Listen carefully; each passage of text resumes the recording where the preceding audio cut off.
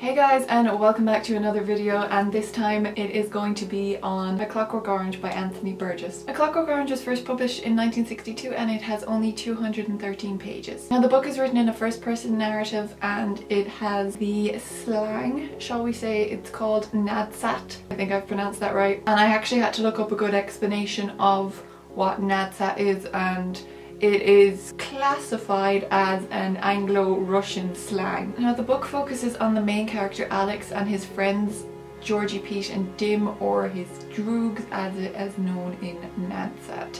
The book is also divided into 3 parts. In the first part of the book you are following Alex and his friends who all lack a complete sense of morality. Alex himself is classified as a psychopath.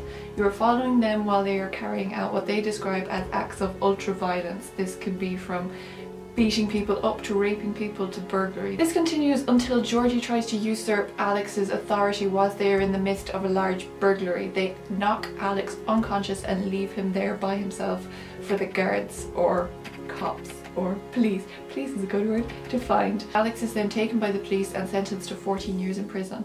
The second part of the book focuses on Alex whilst he is in prison and he undergoes behaviour modification therapy. And the third part focuses on when Alex is released from prison. So the big things in the book, as I mentioned, is the use of the language or slang nadsat, which does take some getting used to, and some people I know have been put off by this, but if you give it about 10-15 pages, like really concentrate, it does actually make a lot of sense. He's introduced you to the words and the language in a way that you know exactly what he's talking about. He uses them fairly cleverly in sentences, so you're not trying to work out what they are, you instinctively know what the words are, which I think is really good. But as I said, you would need to give it a good few pages. Like, don't read 2 or 3 and be like, I can't do this. Give it at least 10-15 pages, and if after that you're still finding it hard and struggling, then I don't think you're going to really enjoy the book. I actually really enjoyed this book, and as with the other few books that I have reviewed in the last few days, they are quite small, so what they all have in common is that they have really fast pacing and you get through the story and you get connected to it really quickly,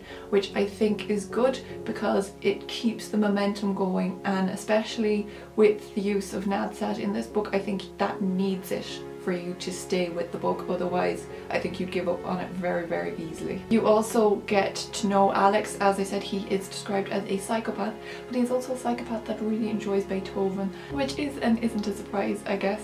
But the descriptions of Alex listening to Beethoven are so good. If anything, just read it for those, because I think it's so beautifully described, and amongst the really descriptive rape scenes and beating up, I really feel like it's such a juxtaposition in comparison, and maybe that's what was intended, or maybe it wasn't, but I think it's really well done. As far as I can gather from this book, it is kind of a study on morality and free will, and it's kind of as if, is it better to choose to be bad and inherently be that way, or be conditioned to be good? The things that Alex goes through in the book, kind of questioning then what the government and the prison system did to him is any better than what he did to the other people.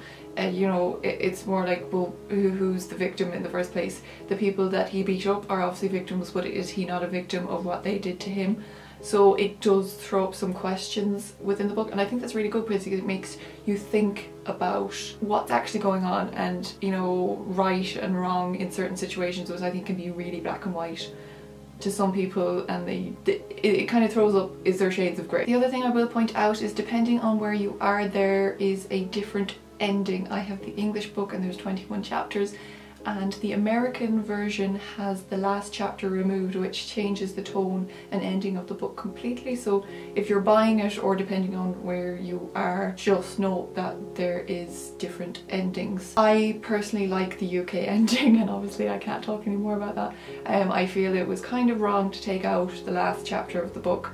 But I would also point out, if you've seen the film is based off of the American book, so that's without the last chapter again. Just as a comparison, I have the film myself, I've seen the film a couple of times, and I liked the film for what it was, but when you actually read the book is a lot deeper. It makes you think about the whole free will aspect, and as I said, whether you should be conditioned to be good or choose to be bad, kind of is kind of a nurture versus nature sort of discussion, which I don't really feel like the movie worked well with. So yeah, I'm going to give this a 4 out of 5 as well, because I think it's really good.